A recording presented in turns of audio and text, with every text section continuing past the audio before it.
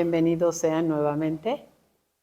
Como habíamos quedado la semana anterior, vamos a continuar con los últimos días del ministerio público de Jesús, que está ya en Jerusalén. En el nombre del Padre, y del Hijo, y del Espíritu Santo. Amén. Padre nuestro que estás en el cielo, santificado sea tu nombre. Venga a nosotros tu reino. Hágase tu voluntad en la tierra como en el cielo. Danos hoy nuestro pan de cada día. Perdona nuestras ofensas, como también nosotros perdonamos a los que nos ofenden. No nos dejes caer en la tentación y líbranos del mal. Dios te salve María, llena eres de gracia, el Señor es contigo. Bendita eres entre todas las mujeres y bendito es el fruto de tu vientre Jesús. Santa María, Madre de Dios, ruega por nosotros pecadores, ahora y en la hora de nuestra muerte. Amén. Oh Espíritu Santo, don de Dios y fuerza de lo alto, fuente de agua brotante de vida eterna, desciende y mora en nuestros corazones. Haznos verdaderos adoradores del Padre, condúcenos a la plenitud de la verdad y transfórmanos en testigos de Jesús para llevar su nombre hasta los confines de la tierra. Amén.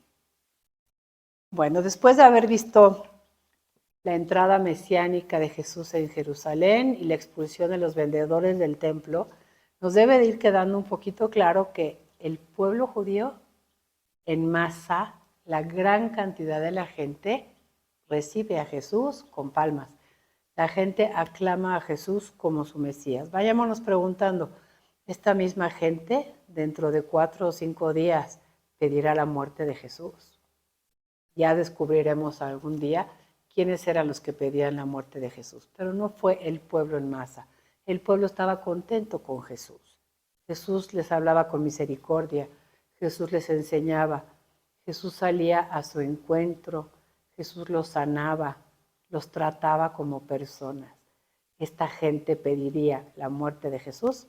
Vamos a entrar en ese misterio el día de hoy.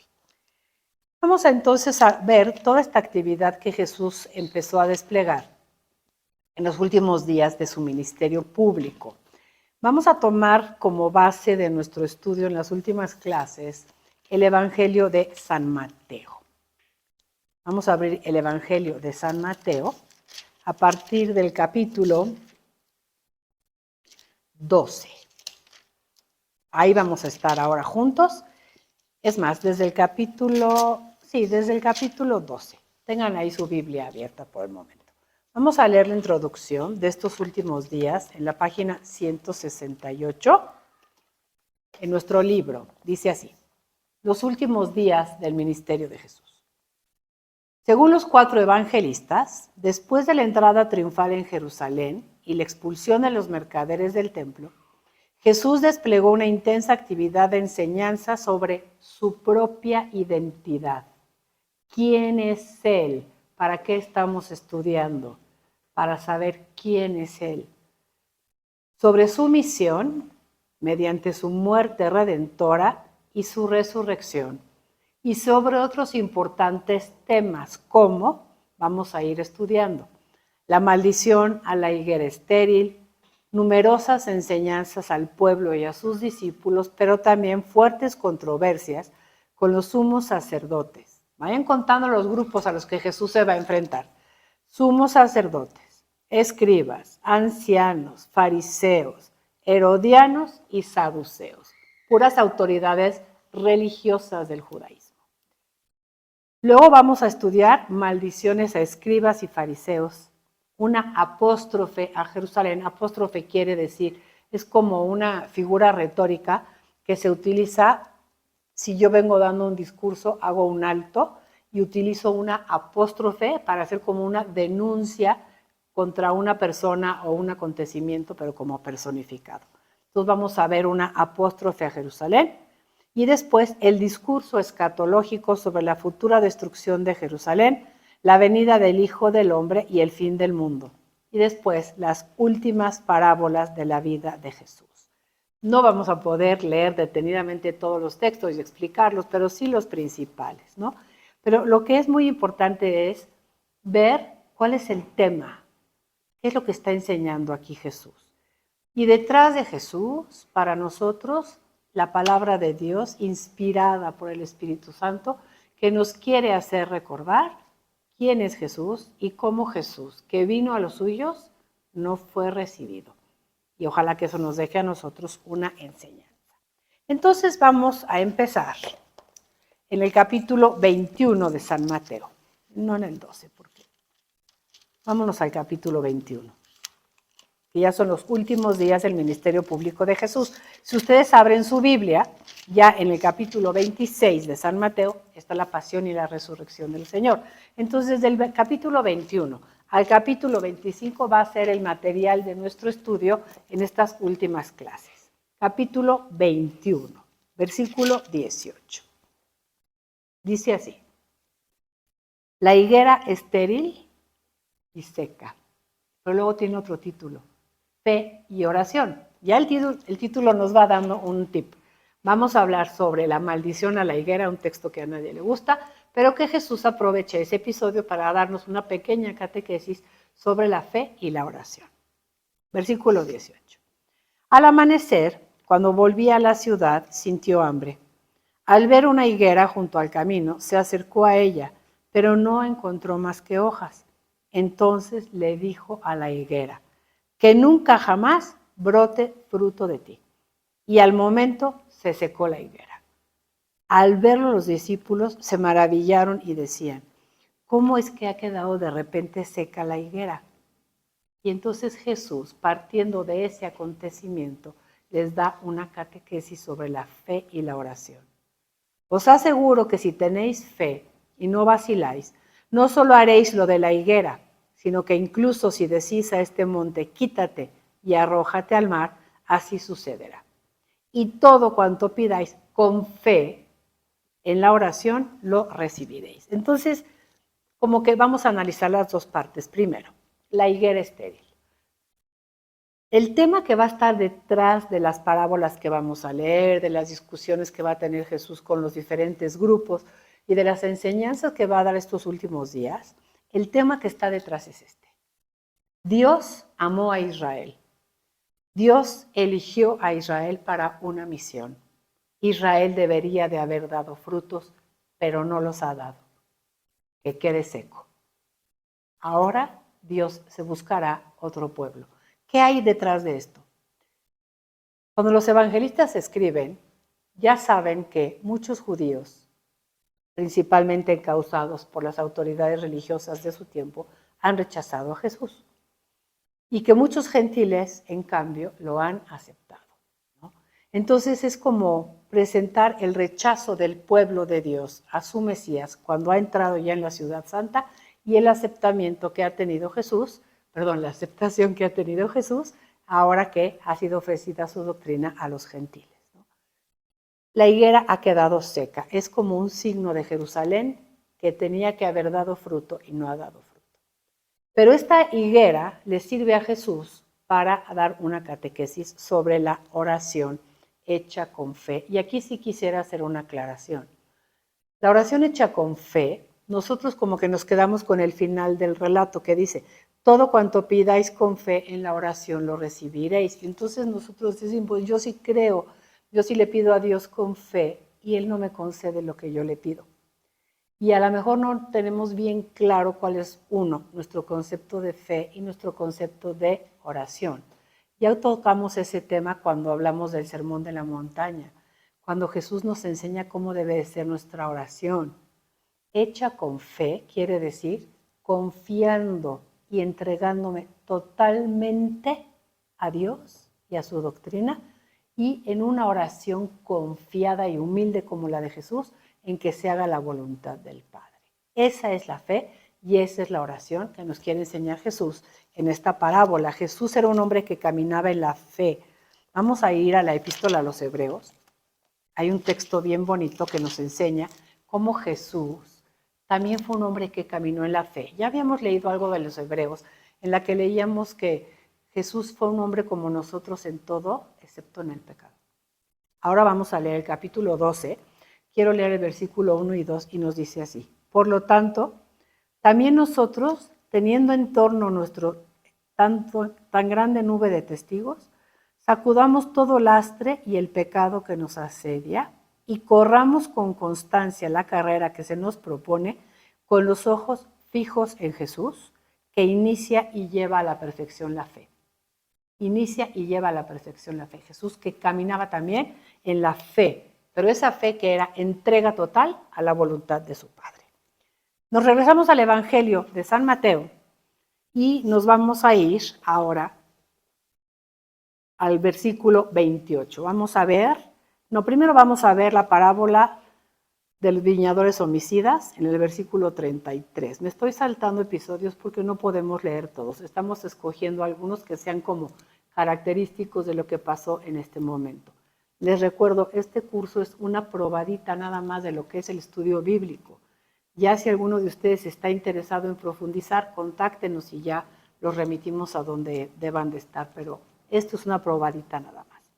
Entonces, en el versículo 33, la parábola de los viñadores homicidas. Antes de leerla, quiero leerles en el profeta Isaías, el capítulo 5, que yo creo que es de mis favoritos de la Biblia, porque te llena de ternura a Dios ahí.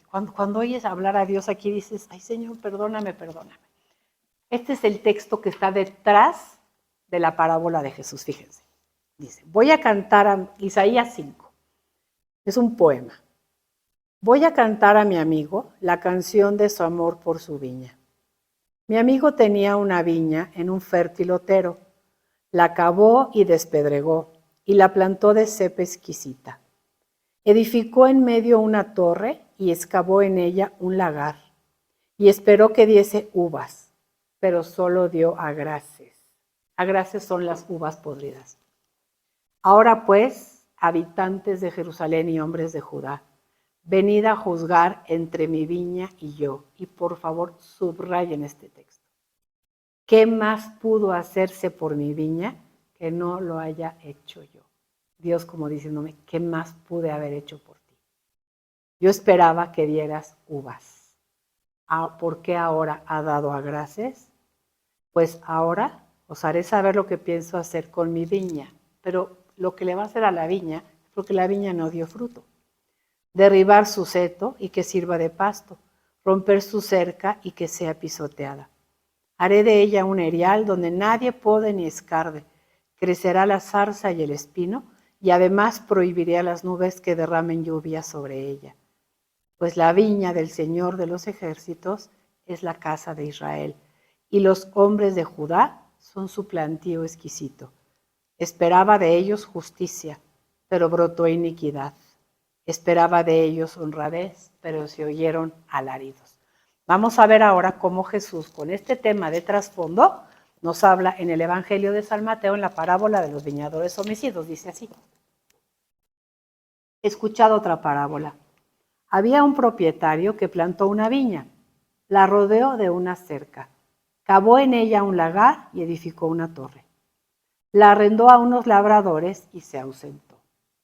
Cuando llegó el tiempo de la vendimia, envió a sus siervos a los labradores para percibir sus frutos. Pero los labradores agarraron a los siervos y a uno lo golpearon, a otro lo mataron y a otro lo apedrearon. Envió después otros siervos en mayor número que los primeros, pero los trataron de la misma manera. La viña es Israel. Los siervos que están yendo a buscar los frutos son los profetas enviados por Dios. Pero a todos los mataron. Versículo 37. Finalmente les envió a su hijo, pensando, a mi hijo lo respetarán. Pero los labradores al ver al hijo se dijeron entre sí, este es el heredero. Vamos, matémosle y quedémonos con su herencia. Y agarrándolo, lo echaron fuera de la viña y lo mataron. Esta es una alusión clarísima a la muerte de Jesús. Jesús fue muerto fuera de las murallas de Jerusalén. En tiempos de Jesús, el Calvario estaba fuera de las murallas de Jerusalén. Cuando venga pues el dueño de la viña, ¿qué hará con aquellos labradores? Le contestaron, dará una muerte miserable a esos miserables y arrendará la viña a otros labradores que le entreguen los frutos a su tiempo. Se la quitará al pueblo de Israel y se la dará a otro pueblo. Jesús les dijo, ¿no habéis leído nunca en las Escrituras la piedra que los constructores desecharon en piedra angular se ha convertido? Fue el Señor quien hizo esto y es maravilloso a nuestros ojos.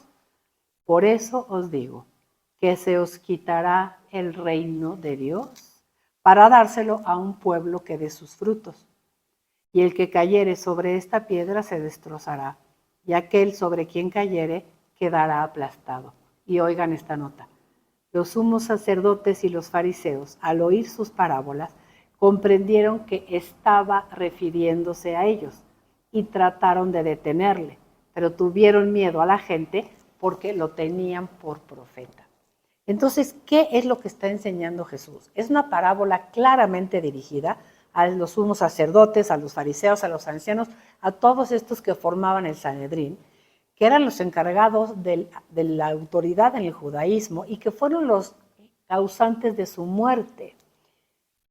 No fue el pueblo judío en masa, como habíamos comentado la semana anterior, sino las autoridades religiosas de tiempos de Jesús que se vieron amenazadas o que rechazaban sencillamente por incomodidad el mensaje de Jesús, los responsables de su muerte. Quiero leerles un texto bien importante sobre esto que nosotros a veces hablamos mucho y no sabemos bien. Decimos, los judíos mataron a Jesús y entonces a mí los judíos me caen mal. Y se desarrolló en el mundo como un antisemitismo por no saber leer esto. Los últimos papas han sido muy elocuentes en esto de decir, son nuestros hermanos mayores en la fe, ¿no?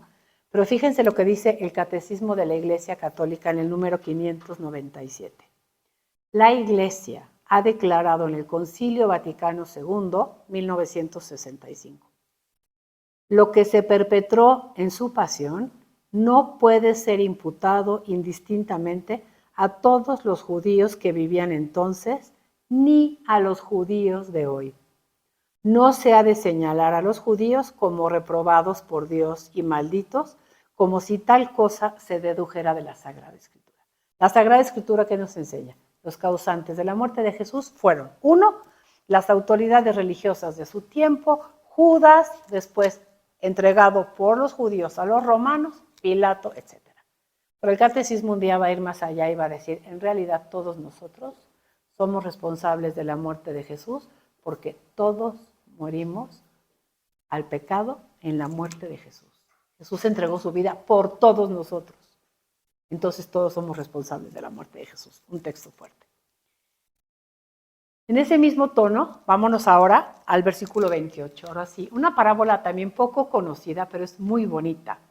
Y a mí me pega mucho porque me tengo que poner el saco en la mayoría de las ocasiones. Dice así, parábola de los dos hijos. A ver qué os parece. Un hombre tenía dos hijos. Llegándose al primero le dijo, hijo, vete a trabajar en la viña. Él le respondió, no quiero. Pero después se arrepintió y fue. Ese es el primer hijo. Llegándose al segundo le dijo lo mismo. Él le contestó, voy, Señor, pero no fue. ¿Cuál de los dos hizo la voluntad del Padre? ¿Cuántas veces tendremos que insistir en esto? El cristianismo no solamente es una religión de rezos o de decir cosas, es una religión de hacer. Los Hechos de los Apóstoles, hay un capítulo en el que dice, les recuerdo a Jesús que pasó haciendo el bien. Nos hemos vuelto unos cristianos muy indolentes, los católicos muy indolentes, muy rezanderos a lo mejor, muy místicos, muy en nuestra religiosidad personal, y el hacer de la iglesia donde está. Esa es la invitación del Papa Francisco. Hacer que se vea mi actividad en la calle, no dentro de mi casa. ¿Cuál de los dos hizo la voluntad del Padre? El primero, le dicen. El que primero le dijo no, pero después la hizo. Jesús añadió, les aseguro que los publicanos y las prostitutas llegarán antes que vosotros al reino de Dios. Porque vino Juan Bautista a vosotros por caminos de justicia y no creísteis en él, mientras que los publicanos y las prostitutas creyeron en él. y ustedes, autoridades, ni viéndolo os arrepentisteis después para creer en él. Fíjense cómo los evangelistas y Jesús nunca le dicen a las autoridades judías, ustedes, su pecado es que me mataron. No, el pecado es no creer. En el Evangelio de San Juan les dice Jesús, si no me creen, crean por medio de las obras. O sea, no crean en mis palabras. Bueno, vean las obras que estoy haciendo. Nadie puede hacer lo que yo hago si no viene de parte de Dios. Pero ustedes siguen en su pecado porque no quieren creer. El padre de la parábola no les puso un látigo y le dijo, ahora vas. Le dijo, hijo, ve a trabajar en mi viña. Uno le dijo, sí, pero no fue. ¿Quién es este segundo hijo que dijo sí, pero no fue? Son precisamente los fariseos, los escribas, que están diciéndole a Dios aparentemente sí, porque son cumplidores de la ley, pero en el fondo no están cerca de Dios. En el fondo son unos legalistas cumplidores de normas y no están practicando el mensaje que Dios ha enviado, mucho menos el que quiere dar Jesús. ¿Y quién es el primer hijo? El primer hijo son publicanos y prostitutas, aquellos desechados por los fariseos, aquellos considerados impuros, no dignos de compasión ni de nada por su mal comportamiento, que aparentemente le han dicho a Dios que no, pero con su vida de conversión le han dicho que sí. Ahora se arrepienten, ahora aceptan la buena nueva de Jesús. Imagínense cómo les está cayendo Jesús a todos estos grupos. Luego tenemos en el capítulo 22 la parábola del banquete nupcial. Y aquí antes de empezar quiero hacer una aclaración. El padre Carrillo nos decía muchas veces que en la liturgia los liturgistas no necesariamente eran muy bíblicos, o sea, muy expertos en Biblia, y toman el capítulo 22 del versículo 1, si lo quieren ver en sus Biblias, hasta el versículo 14, y en la liturgia se nos lee de corrido, como si fuera una sola parábola. En realidad son dos parábolas que quedaron amalgamadas en este texto, pero son dos. No puede ser que después de dar la parábola del banquete nupcial en la que un rey invita a la gente que está en los caminos, el mismo rey regañe en el versículo 11 a un pobrecito señor que no trae el vestido de bodas. Entonces el pobre sacerdote que le toca la misa dice, ¿cómo hago mi homilía? ¿No? Entonces vamos a aprender eso. Una parábola es del versículo 1 al versículo 10 y otra parábola que se va a llamar la parábola del hombre que no trae el vestido adecuado, va a arrancar en el versículo 11. Entonces vamos a leer la de el banquete nupcial, pero seguimos en el mismo tono. Israel, tú eres el elegido, pero no diste frutos. Pero porque no quisiste, hay que subrayar en este momento ese verbo, no quisiste. Dios no nos pone un puñal para que actuemos, no nos dirige amenazas, nos dice yo te doy libertad.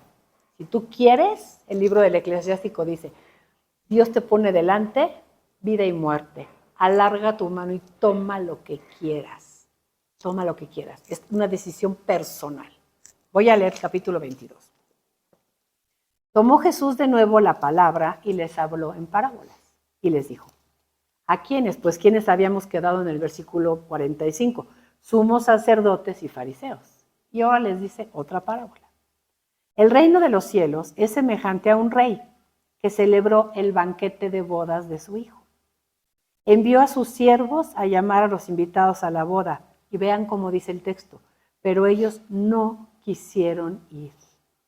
Volvió a enviar a otros siervos con este encargo. Decid a los invitados, mirad, mi banquete está preparado, ya han sido matados mis novillos y animales cebados y todo está a punto. Vengan a la boda. Pero ellos no hicieron caso. Se fueron el uno a su campo, el otro a su negocio y los demás agarraron a los siervos, los escarnecieron y los mataron. El rey enojado envió a sus tropas, dio muerte a aquellos homicidas y prendió fuego a su ciudad. Entonces le dijo a los siervos, la boda está preparada. Sienten el mismo tono de los viñadores homicidas. La boda está preparada, pero los invitados no eran dignos. Id pues por los cruces de los caminos e invitad a la boda a cuantos encontréis.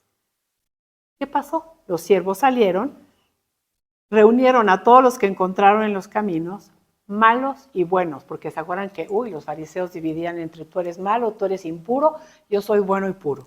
Ellos invitaron a todos, malos y buenos, y la sala de bodas se llenó de comensales. ¿Qué tenemos que destacar de aquí?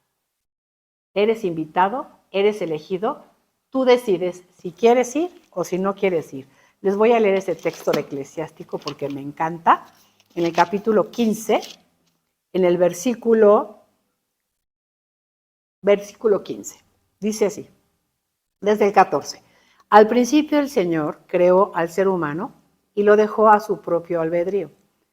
Si quieres, guardarás los mandamientos y permanecerás fiel a su voluntad.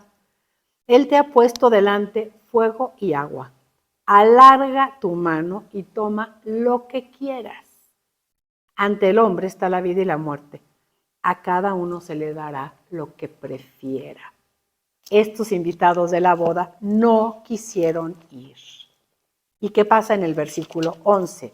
Regresamos al Evangelio de San Mateo, capítulo 22, versículo 11. Otra parábola que generalmente se lee junta, pero bueno. Segunda parábola. El invitado sin el traje de boda. Entró el rey a ver a los comensales y vio ahí a uno que no tenía traje de boda. Fíjense cómo si la leemos de corrida pensamos, pues obvio, lo habían invitado del cruce de caminos. No, es otra parábola. Hay un rey que invita al banquete de bodas de su hijo, pero hay un invitado que no trae el traje de boda. Y le dice, amigo, ¿cómo has entrado aquí sin traje de boda? Él se quedó callado. Si hubiera sido el de la otra parábola, le hubiera dicho, pues me invitaron a la mera hora. Entonces el rey dijo a los sirvientes, atadlo de pies y manos y echadlo a las tinieblas de fuera.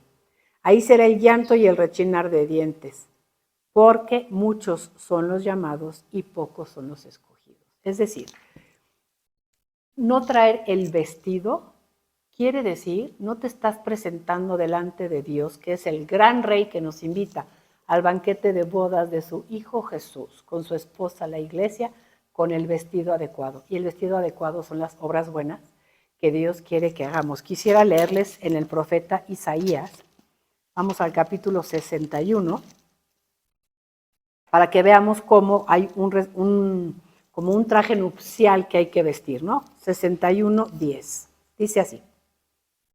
Gozo y disfruto en Yahvé.